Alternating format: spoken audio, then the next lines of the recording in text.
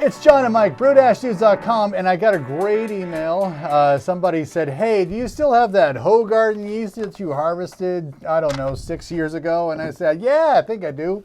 I actually brewed with it twice. I brewed it in 2020, saved a sample, brewed again in 2021, and saved the sample, and then I kind of forgot about it. And so when I looked at that sample, it looked like peanut butter, and I said, well, this is what we're going to do. It's almost springtime, or at least one can pray and hope that spring is around the corner. Let's do that experiment again, where I get myself a 6-pack of Hoegaarden beer, take the dregs and turn it into a yeast starter, and we'll brew our own. Because I can, Witbier, that's the name of this beer. So we'll talk about the recipe, the procedures, and how we came to make this particular beer. So let's start with the recipe. Starting with water, spring water, no additions of water salts. Oh, wow. Something that we learned from last week. Hey, that's pretty good. The grain bill is as follows. We did 50% of Diggeman's Pilsner malt. For a 5-gallon batch, I used 2 kilograms, 4.5 pounds, and then 50%, hey, how about that, flaked wheat. So that's the same amount, 2 kilograms. For hops, Karma hops, because we did that smash beer. We said, all right, let's see if it works here. I did 28 grams of Karma hops for 60 minutes, and then a half ounce or 14 grams at about 10 minutes to go in the boil. The extra ingredient is fresh orange zest. Johnny got himself 3 large oranges and zested those things until he felt like he couldn't zest no more.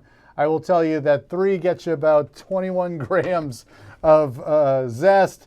If you want a whole ounce, try 4 large oranges. Orange. And I added that with 5 minutes to go in the boil. The yeast, as I said, is the dregs from a drinking session, a 6-pack of Hoegaarden, where you just take the dregs, put it into a liter yeast starter made with fast pitch canned wort, and you let that sit around for a couple of days.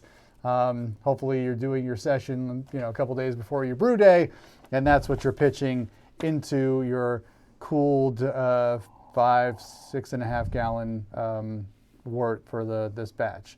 All right, instructions: mash for 60 minutes, 150 degrees Fahrenheit, 66 degrees Celsius, boil for 60 minutes. This thing fermented for 2 weeks at a warm room temperature of 72 degrees Fahrenheit, 22 degrees Celsius. Then I kegged and carbonated to 2.5 volumes of CO2. Original gravity was 1046, final gravity 1009, ABV 4.8%. Well, the test is, are you getting the Hoegaarden yeast flavor and profile from this? I'm definitely getting the aroma for sure. It's got that. This is going to sound bad, but there's like a slight sulfury, weedy component to it. Yeah, it's definitely has that aroma to it, and I mean, it's got a nice wheat beer haze to it. I wish I got more of the citrus on the palate. Yep. From either the yeast itself or the actual addition to citrus.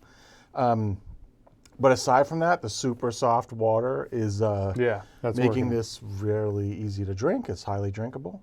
And it's got a little bit of that phenolic Witbier thing going for it, but it's not favoring that delicate, like almost citrusy thing that sometimes I get out of those Witbiers.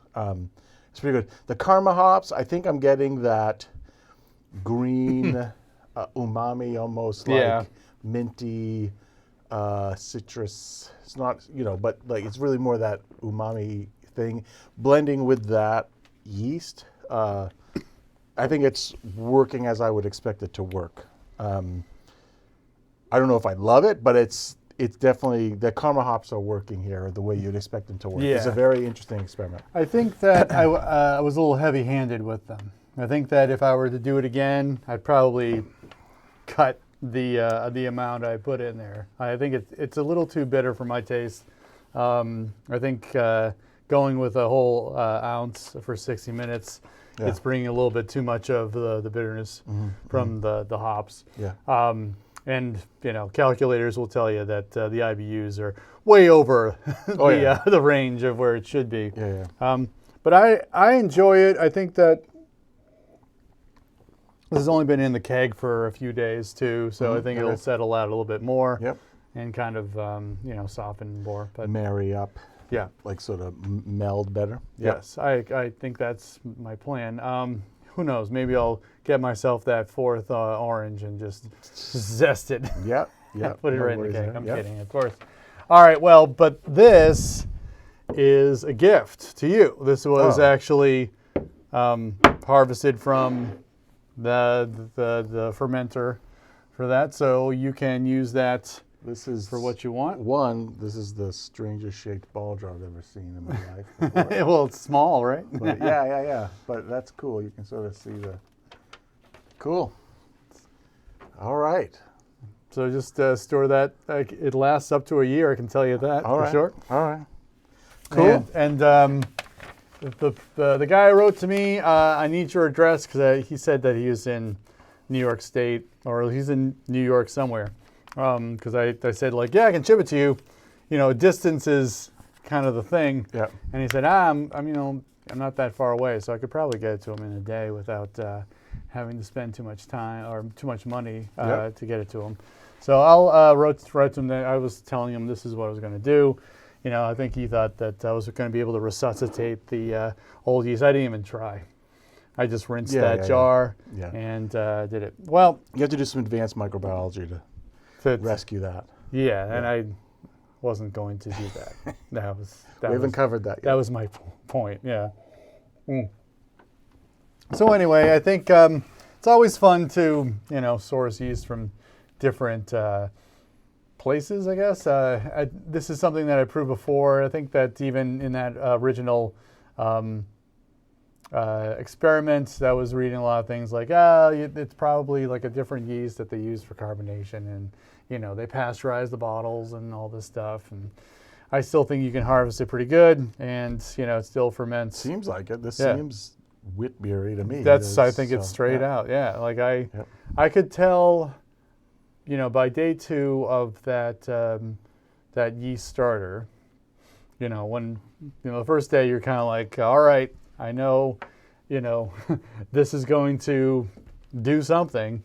By day 2, it's actually smelling, Witbier-ish. Yeah. I was reviewing my notes, and I actually kind of did like a fail-safe. I did like one starter, and then refrigerated that, and then, poured off the top, and then did it again. Just to like regenerate it. That's a good idea. And this time I just said, damn the torpedoes. We'll see what we can do out of just one generation.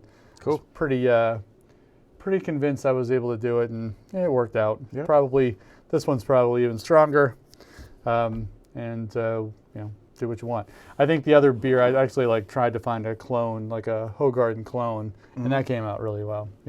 Just I have coriander. It's sitting on top of my fridge. I just didn't feel like it. Yeah, it's always sketchy when it's on top of the fridge. All right. Well, thanks for watching. We're really trying to get our subscriber base up. So, 20,000 in August of 2027 or bust, probably bust. But if you can find it in your heart to subscribe to our channel, please do. Like this video if you like it. Comment below. We'll talk to you on the YouTube. For John and Mike, brew-news.com. Brew on. Cheers.